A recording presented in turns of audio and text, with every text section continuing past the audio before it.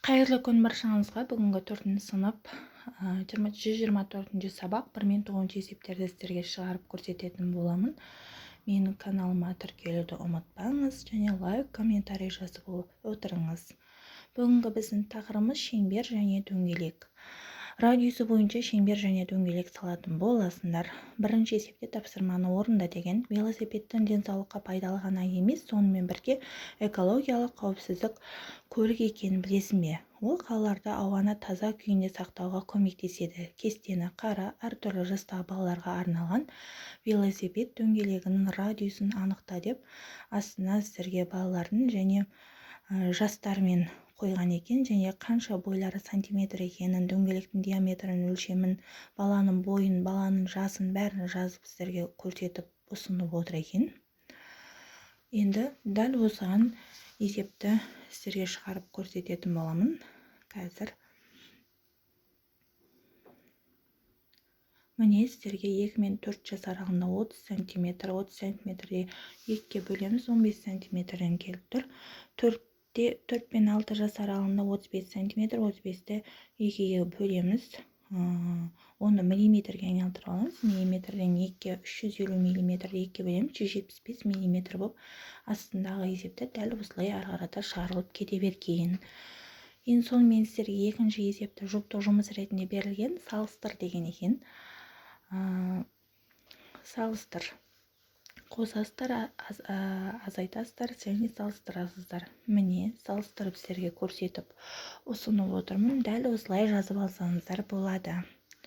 Номер 3-ші есебімізде өзіндік жұмыс ретінде берілген екен. А-сы 5 см, С-в 3 см болатын осындай шеңберлерді сыз деп. Дәл осылай шеңберді өздеріңіз дәптерлеріңізге сызып аласыздар.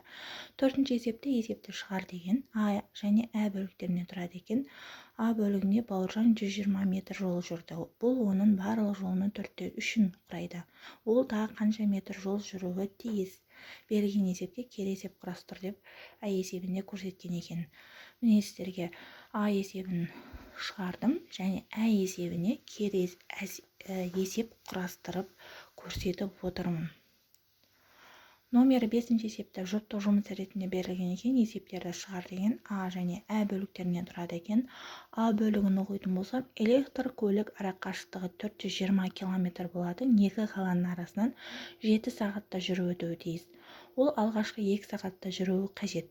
Жылдамдықтан 5 км/сағат кем жүрді. Ол кешікпей келу үшін қалған жолда қандай жылдамдықпен жүруі тиіс деп А бөлігінде көрсеткен екен. Ә бөлігінде шебер 6 сағат ішінде 210 бөлшек, ал оның шәкірті 8 сағатта 224 бөлшек жасады. Кімнің еңбек өнімділігі жоғары және қаншаға жоғары деп көрсеткен екен. Міне сіздерге сол есепті шығарып көрсетіп ұсынып отырмын. Дәл осылай жазып аласыздар. Номер 6-ші есепте және тексер деген екен. Қосуға, азайту, бөлу, көбейту амалдарымен есептер ұсынған екен. Сіздерге дәл осылай шығарып жауаптармен жазып қойдым.